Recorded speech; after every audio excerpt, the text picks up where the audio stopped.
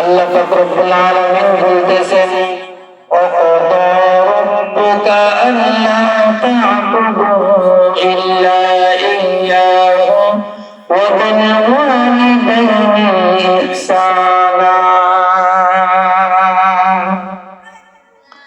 আল্লাহ পাক রব্বুল আলামিন বলতেছেন বান্দা আমি আল্লাহ পাক রব্বুল আলামিনের ফয়সালা তোমরা একমাত্র আমি আল্লাহ পাক রব্বুল আলামিনের ইবাদত করবে আমি আল্লাহ পাক ব্যতীত আর কারো ইবাদত তোমরা করবে না এটা আমি আল্লাহ পাক রব্বুল আলামিনের ফয়সালা ওয়া রাব্বুকা আল্লা তা'বুদু ইল্লা ইয়্যাহু ওয়া বিল ওয়ালিদাইনি ইহসানা আল্লাহ পাক রব্বুল আলামিনের ইবাদত বলতে কি বুঝেছেন আল্লাহ পাক রব্বুল আলামিন যে সমস্ত কাজ করতে আদেশ করেছেন এবং যে সমস্ত কাজ করতে নিষেধ করেছেন এই সব কিছু মানা এবং ছেড়ে দেওয়া এটাই হলো আল্লাহ পাক রব্বুল আলামিনের ইবাদত আল্লাহ পাক রব্বুল আলামিন পাঁচ ওয়াক্ত নামাজের কথা বলেছেন পাঁচ ওয়াক্ত নামাজ পড়া আল্লাহ পাক রব্বুল আলামিনের ইবাদত আল্লাহ পাক রব্বুল আলামিন যাকাত দিতে বলেছেন যাকাত দেওয়াটা আল্লাহ পাক রব্বুল আলামিনের ইবাদত আল্লাহ পাক রব্বুল আলামিন কুরআনে কারীম তেলাওয়াত করতে বলেছেন اقرأ باسم ربك الذي خلق خلق الإنسان من علق আল্লাহ পাক রব্বুল আলামিন তুমি বলতেছেন তোমরা কোরআন তেলাওয়াত করো আমি আল্লাহ পাক রব্বুল আলামিন তোমাদেরকে কোরআন তেলাওয়াত করার জন্য নির্দেশ দিয়েছি আল্লাহ পাক বলতেছেন ওয়ারাতিলিল কুরআন তারতিলা তোমার কোরআন তেলাওয়াত করো তারতিলের সাথে সুন্দরভাবে সুন্দর করে কোরআন তেলাওয়াত করতে বলেছেন এই কোরআন তেলাওয়াত করা আল্লাহ পাক রব্বুল আলামিনের ইবাদত আল্লাহ পাক রব্বুল আলামিন হজ ফরজ বলে হজ করতে বলেছেন হজ করাটা আল্লাহ পাক রব্বুল আলামিনের ইবাদত আল্লাহ পাক রব্বুল আলামিন জিকির করতে বলেছেন জিকির করাটা আল্লাহ পাক রব্বুল আলামিনের ইবাদত অর্থাৎ যে সমস্ত কাজ করতে বলেছেন ওই সমস্ত কাজ করাটাই আল্লাহ পাক রব্বুল আলামিনের ইবাদত আল্লাহ পাক রব্বুল আলামিন যে সমস্ত কাজ করতে নিষেধ করেছেন ওই সমস্ত কাজ না করাটাই হলো আল্লাহ পাক রব্বুল আলামিনের ইবাদত আল্লাহ পাক রব্বুল আলামিন বলেছেন ও বান্দা তোমরা মদ খেও না মদকে আমি আল্লাহ পাক রব্বুল আলামিন হারাম করেছি এই জন্য তোমরা মদ খেও না এই মদ না খাওয়াটা আল্লাহ পাক রব্বুল আলামিনের ইবাদত আল্লাহ পাক রব্বুল আলামিন জুয়াকে হারাম করেছেন জুয়া খেলা এই জুয়া খেলতে নিষেধ করেছেন এই জুয়া না খেলাটা হলো আল্লাহ পাক রব্বুল আলামিনের ইবাদত আল্লাহ পাক রব্বুল আলামিন অন্যের জগৎ গাইতে নিষেধ করেছেন চগলখড়ি করতে নিষেধ করেছেন অন্যের জগৎ না গাওয়াটা হলো আল্লাহ পাক রব্বুল আলামিনের ইবাদত অর্থাৎ যে সমস্ত কাজ আল্লাহ পাক রব্বুল আলামিন করতে বলেছেন এবং যে সমস্ত কাজ আল্লাহ পাক রব্বুল আলামিন ছাড়তে বলেছেন ওই সমস্ত কাজ করা এবং ছাড়া হলো আল্লাহ পাক রব্বুল আলামিনের ইবাদত আল্লাহ পাক রব্বুল আলামিনের ইবাদত করলে কি হবে আল্লাহ পাক রব্বুল আলামিন ওলি হওয়ার জন্য দুইটা কাজ করতে বলেছেন আল্লাহ পাক বলেন ও বান্দা তুমি আমার নেক আমল করো আমার সন্তুষ্টির জন্য ইবাদত করো এবং আমার সন্তুষ্টির জন্য গুনাহ ছেড়ে দাও যে ব্যক্তি গুনাহ ছেড়ে দিতে পারবে মিথ্যা কথা ছেড়ে দিতে পারবে সর্বপ্রকার গুনাহ ছেড়ে দিতে পারবে আর সর্বপ্রকার নেক আমল করতে পারবে ওই ব্যক্তি হলো আল্লাহ পাক রব্বুল আলামিনের ওলি হয়ে যাবে। সুবহানাল্লাহ। আল্লাহর ওলি হইতে কি বেশি কিছু লাগে? না, বেশি কিছু লাগে না। একমাত্র গুনাহকে ছেড়ে দিতে হবে, নেকির কাজগুলো করতে হবে। যদি গুনাহকে ছেড়ে দেই, নেকির কাজ করা শুরু করি, আল্লাহ পাক রব্বুল আলামিন আমাদেরকে ওলি হিসেবে কবুল করে নেবেন। বলেন সুবহানাল্লাহ। এবং আল্লাহ পাক রব্বুল আলামিনের ইবাদত, আদেশ মানা, নিষেধ মানা, এগুলো হলো আল্লাহ পাক রব্বুল আলামিনের ইবাদত। আল্লাহ পাক রব্বুল আলামিন শুধু এটাই ইবাদত না, মুহাম্মদুর রাসূলুল্লাহ সাল্লাল্লাহু আলাইহি ওয়াসাল্লামের নবীর উম্মতের জন্য আরো কত সহজ করে দিয়েছেন। বান্দা কোনো নেকির কাজ করবে না, কোনো গুনাহের কাজও করবে না, শুধু চুপ করে বসে থাকবে, এটাও আল্লাহ পাক রব্বুল আলামিন ইবাদতের ভিতরে গণ্য করে নেবেন। বলেন সুবহানাল্লাহ। কি করতেছেন? কোনো কাজ করতেছেন না, নেকির কাজও করতেছেন না, জিকির আজকার নামাজ কিছুই করতেছেন না, কিন্তু চুপ করে বসে আছেন, গুনাহ করতেছেন না। এই গুনাহ না করাটাই হলো আল্লাহ পাক রব্বুল আলামিনের ইবাদত। যতক্ষণ গুনাহ না করে চুপ করে বসে থাকবেন, আল্লাহ পাক রব্বুল আলামিন ফেরেশতাদেরকে বলবেন, বান্দা আমার বান্দার সব লিখতে থাকো। কারণ হইল এই বান্দা চাইলে গুনাহ করতে পারত, কিন্তু গুনাহ করে নাই আমার ভয়ের কারণে। যেহেতু আমার ভয়ের কারণে গুনাহ করে নাই, সেক্ষেত্রে তুমি আমার বান্দার জন্য সব লিখতে থাকো। বলেন সুবহানাল্লাহ। কত দয়া আর কত মেহেরবানি আল্লাহ পাক রব্বুল আলামিন উম্মতে মুহাম্মাদের জন্য করেছেন।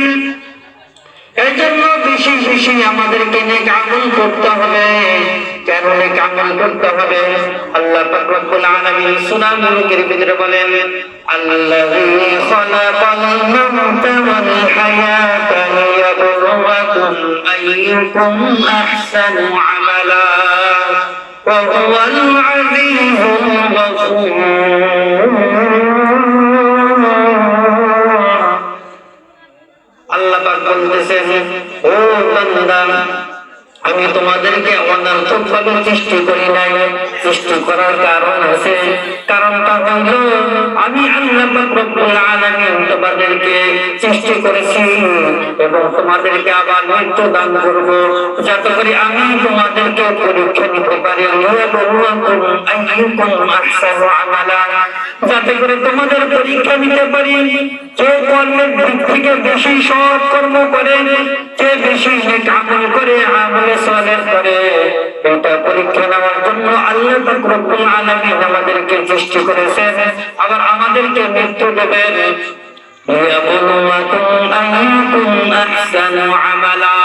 যে আমার বান্দাদের মধ্য থেকে কে বেশি নেক আমল করে, কে বেশি সৎ কাজ করে। তাহলে পরীক্ষা দেওয়া লাগবে না? স্কুলে দেখেন না, পরীক্ষা যদি ফেল করে তাহলে থাকো বাবা এই ক্লাসে থাকো, তোমাকে উপরে দেওয়া যাবে না। আর যদি পাস করেন তাহলে উপরে, তাই না? তো আল্লাহ পাক রব্বুল আলামিন যে আমাদেরকে পরীক্ষা নেন, পরীক্ষায় উত্তীর্ণ হইলেই না জান্নাতে যেতে পারবো, আর যদি পরীক্ষায় ফেল মারি তাহলে জাহান্নামে যেতে হবে, তাই না? এই জন্য একটা শের করেছে, আমল সে জিন্দগি বদলুগি তুনা জব মিল জাতি হ্যায় वरना हम सबको जहन्नम में जला करेगी। আমল ওয়ালা যদি জিন্দগি বানাইতে পারো, তোমার জিন্দগি ভরপুর যদি আমল থাকে, তাহলে নাজাত পেয়ে যাবে, জান্নাত পেয়ে যাবে। আর যদি জীবনকে নেক আমল দিয়ে না সাজাও, তাহলে আল্লাহ পাক রব্বুল আলামিনের জান্নাতে যেতে পারবে না, জাহান্নামে যেতে হবে। এটা হলো আল্লাহ পাক রব্বুল আলামিনের একটা ফয়সালা, আল্লাহ পাকের ইবাদত করা। আল্লাহ পাক রব্বুল আলামিন এরপরে বলতেছেন, وقضى ربك ألا تعبدوا إلا إياه وبالوالدين إحسانا। আল্লাহ পাক বলতেছেন, আমার ইবাদত করা তোমাদের জন্য যেমন ফরজ, তোমাদের পিতা মাতার সাথে সুন্দর আচরণ করাও তেমন ভাবে ফরজ। ফরজ নামাজ কাজা করলে যেমন গুনাহ হয়, পিতা মাতার সাথে যদি খারাপ ব্যবহার করা হয় তেমন গুনাহ হয়। নামাজ না পড়লে যেমন আল্লাহ পাক রব্বুল আলামিনের হুকুমের অবাধ্যতা করা হয়, নাফরমানি করা হয়, পিতা মাতার সাথে যদি সুন্দর আচরণ না করা হয় তাহলে তেমনি ভাবে আল্লাহ পাক রব্বুল আলামিনের নাফরমানি করা হয়। বলে এটা ভালো করে জানে, আল্লাহ পাক রব্বুল আলামিনের নাফরমানি যদি করা হয় তাহলে সে জান্নাতে যেতে পারবে না। এই জন্য পিতা মাতার সাথে সুন্দর আচরণ করতে হবে, ভালো ব্যবহার করতে হবে, ধমক দেওয়া কথা বলা যাবে না। এটাও আল্লাহ পাক রব্বুল আলামিনের ফয়সালা। إما يبلغن عندك الكبر أحدهما أو كلاهما فلا تقل لهما أف ولا تنهرهما وقل لهما قولا كريما। আল্লাহ পাক বলতেছেন, তোমাদের পিতা মাতা যখন তোমাদের নিকটে বার্ধক্যে উপনীত হয় তখন তোমরা যখন থাকো তখন তোমরা তোমাদের পিতা মাতার সাথে সৎ ব্যবহার করো। ওয়ালা তাকুল্লাহুমা উফিন, তাদের সাথে উফ শব্দ বলে কোনো কষ্ট পায় এমন আচরণ করো না। ওয়ালা তানহারহুমা, তোমরা তাদের সাথে ধমক দিয়ে কথা বলো না। ওয়াকুল্লাহুমা কওলান কারীমা, তাদের সাথে ভদ্র ব্যবহার করো, সুন্দর আচরণ করো, ভালোভাবে কথা বলো। যদি ধমক দিয়ে কথা বলো তাহলে আল্লাহ পাক রব্বুল আলামিনের নাফরমানি হবে। আল্লাহ পাক ধমক দিতে নিষেধ করেছেন। শুধু তাই না, তোমার আচরণে যদি কোনো কষ্ট পায় এটাও আল্লাহ পাকের নাফরমানি, এটাও করা যাবে না। আল্লাহ পাকের নাফরমানি কখনো করা যাবে না। আল্লাহ পাক রব্বুল আলামিনের নাফরমানি করলে অবস্থা খারাপ, জাহান্নামে যেতে হবে। রাসূলুল্লাহ সাল্লাল্লাহু আলাইহি ওয়াসাল্লাম হাদিসের ভিতরে বলেন, মা জান্নাতুকা ওয়া নারুকা, পিতা মাতাই হলো তোমাদের জন্য জান্নাত, পিতা মাতাই হলো তোমাদের জন্য জাহান্নাম। যদি তোমরা তোমাদের পিতা মাতার সাথে সুন্দর ব্যবহার করো, সৎ আচরণ করো, ভালো ব্যবহার করো, তাহলে পিতা মাতার ওসিলায় তুমি জান্নাতে যেতে পারবে। আর যদি পিতা মাতার সাথে অসৎ ব্যবহার করো, খারাপ ব্যবহার করো, গালিগালাজ করো, তাদেরকে কষ্ট দাও, তাহলে পিতা মাতার কারণে তুমি জাহান্নামে যাবে।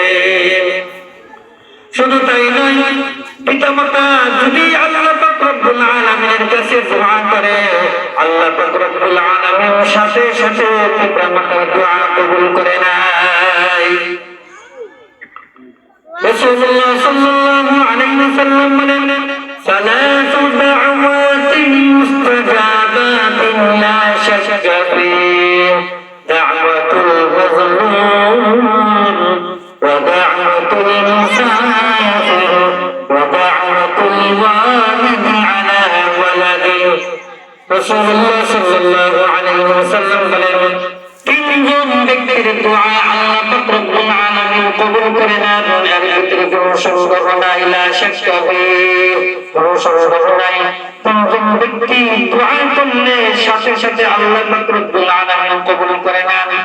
এক নম্বর ব্যক্তি হলো দাওয়াতুল মাজলুম, যে ব্যক্তি মাজলুম, যাকে অন্যায়ভাবে অত্যাচার করা হয়েছে, মারধর করা হয়েছে, অথবা অন্যায়ভাবে তার ধন সম্পদ আত্মসাৎ করা হয়েছে, যে কোনো ভাবে হোক তাকে অন্যায়ভাবে জুলুম করা হয়েছে, ওই মাজলুম ব্যক্তি যদি জালেমের জন্য দোয়া করে, সাথে সাথে আল্লাহ পাক রব্বুল আলামিন দোয়া কবুল করে নেন। সুবহানাল্লাহ। আমরা জুলুম করি না, অনেকে করি। ভাই ভাইয়ের টাকা মাইরা দেয়, ভাই ভাইয়ের সম্পত্তি মেরে খায়, বাপ ছেলের সম্পত্তি ঠিক মতো দেয় না, ভাই বোনের সম্পত্তি দেয় না, এটা হলো জালেম। যারা এই কাজ করে তারা হলো জালেম। আর ওই মাজলুম ব্যক্তি যদি জালেমের বিরুদ্ধে দোয়া করে, সাথে সাথে আল্লাহ পাক রব্বুল আলামিন তার দোয়া কবুল করে নেন। হাদিসের ভিতরে আছে রাসূলুল্লাহ সাল্লাল্লাহু আলাইহি ওয়াসাল্লাম বলেন, যখন কোন মুসলিম ব্যক্তি জালিমের বিরুদ্ধে দোয়া করে, ওই দোয়ার মাঝখানে আর আল্লাহ পাক রব্বুল আলামিনের মাঝখানে কোনো পর্দা থাকে না। সরাসরি যেমন আমি আপনাদের সামনে কথা বলতেছি, আমার কথা শুনতেছেন, তেমনি মাজলুম ব্যক্তি যখন দোয়া করে জালিমের বিরুদ্ধে, আল্লাহ পাক রব্বুল আলামিন সরাসরি শুনেন, এর ভিতরে কোনো বাধা থাকে না। এই জন্য মাজলুম ব্যক্তি যদি দোয়া করে, আল্লাহ পাক রব্বুল আলামিন সাথে সাথে দোয়া কবুল করে নেন। 2 নম্বর ব্যক্তি দাওয়াতুল মুসাফির, মুসাফির ব্যক্তির দোয়া আল্লাহ পাক রব্বুল আলামিন কবুল করে নেন। মুসাফির হলো এমন ব্যক্তি যে আল্লাহর রাস্তায় সফর করেছে, জিহাদের ময়দানে সফর হোক, হজের সফর হোক, অথবা তাবলীগের সফর হোক, অথবা দ্বীনি ইলম শিক্ষার জন্য কোনো সফরে বের হোক, এমন ব্যক্তি যদি আল্লাহ পাক রব্বুল আলামিনের কাছে দোয়া করে, আল্লাহ পাক রব্বুল আলামিন তার দোয়া সাথে সাথে কবুল করে নেন। বলেন সুবহানাল্লাহ। 3 নম্বর ব্যক্তি হলো দাওয়াতুল ওয়ালিদি আলা ওয়ালাদি, পিতা মাতার দোয়া আল্লাহ পাক রব্বুল আলামিন কবুল করে নেন। পিতা মাতা যদি কোনো সন্তানের জন্য দোয়া করে, আল্লাহ পাক রব্বুল আলামিন মুখ থেকে দোয়া বাইর হওয়ার সঙ্গে সঙ্গে আল্লাহ পাক তার দোয়া কবুল করে নেন। বলেন সুবহানাল্লাহ। বাবা যদি কোনো সন্তানের জন্য দোয়া করে, সাথে সাথে আল্লাহ পাক রব্বুল আলামিন কবুল করে নেন। আর যদি দোয়া করে, তাও আল্লাহ পাক রব্বুল আলামিন সাথে সাথে কবুল করে নেন। ইমাম বুখারী রাহমাতুল্লাহি আলাইহি, যিনি বুখারী শরীফ লিখেছেন, কোরআনের পরে যাকে স্থান দেওয়া হয়েছে, বুখারী শরীফ যিনি লিখেছেন ইমাম বুখারী রাহমাতুল্লাহি আলাইহি, বাল্যকালে তার চোখে দৃষ্টিশক্তি ছিল না, অন্ধ ছিল। ইমাম বুখারী রাহমাতুল্লাহি আলাইহির মা ইমাম বুখারীর জন্য দোয়া করেছেন, আল্লাহ পাক রব্বুল আলামিন মায়ের দোয়া কবুল করে চক্ষুষ্মান করে দিয়েছেন, চোখের দৃষ্টিশক্তি ফিরিয়ে দিয়েছেন। ইমাম আবু হানিফা রাহমাতুল্লাহি আলাইহি, তেনার জন্য তেনার মা দোয়া করেছিলেন, আল্লাহ পাক রব্বুল আলামিন ইমাম আবু হানিফা রাহমাতুল্লাহি আলাইহি ইমামে আযম বানিয়েছেন। মানে পৃথিবীতে যত ইমাম আছে, সমস্ত ইমামদের বড় ইমাম বানিয়েছেন ইমাম আবু হানিফা রাহমাতুল্লাহি আলাইহি, যাকে ইমামে আযম রাহমাতুল্লাহি আলাইহি বলা হয়। হযরত বাইজিদ বুস্তামি রাহমাতুল্লাহি আলাইহি, তিনার ব্যাপারে তিনার মা দোয়া করেছিলেন, আল্লাহ পাক রব্বুল আলামিন এই জামানার ভিতরে যত ওলি আউলিয়া ছিল, তার ভিতরে একজন ওলি বানিয়েছে। এই জন্য পিতা মাতা যদি কোনো সন্তানের জন্য নেক দোয়া করে, আল্লাহ পাক রব্বুল আলামিন সাথে সাথে নেক দোয়া কবুল করে নেন। আর যদি কোনো পিতা মাতা সন্তানের জন্য দোয়া করে, আল্লাহ পাক রব্বুল আলামিন সাথে সাথে দোয়া কবুল করে নেন।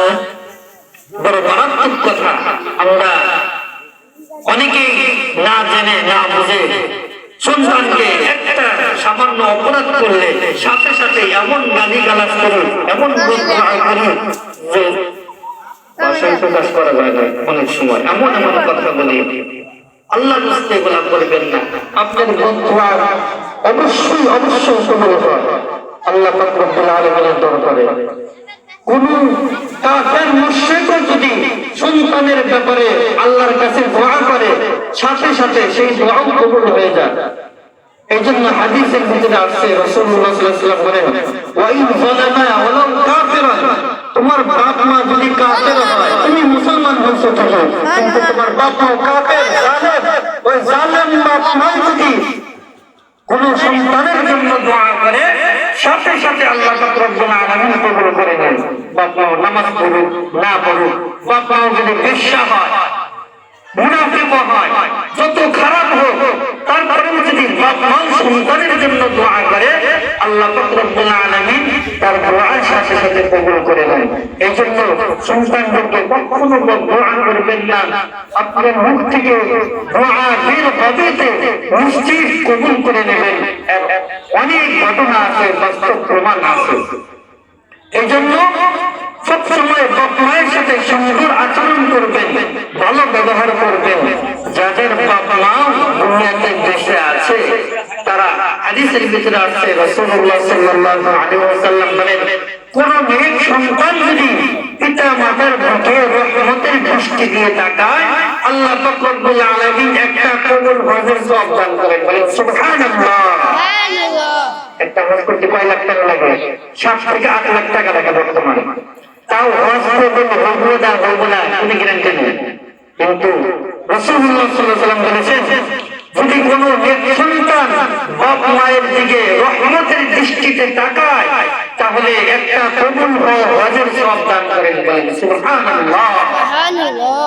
শুধু তাই নাই, সাহাবীরা জিজ্ঞাসা করছে, ইয়া রাসূলুল্লাহ, যদি কোনো ব্যক্তি তার পিতা মাতার দিকে 100 বার দিকে তাকায়, তাহলে কি 100 টা কবুল হজের সওয়াব পাবে?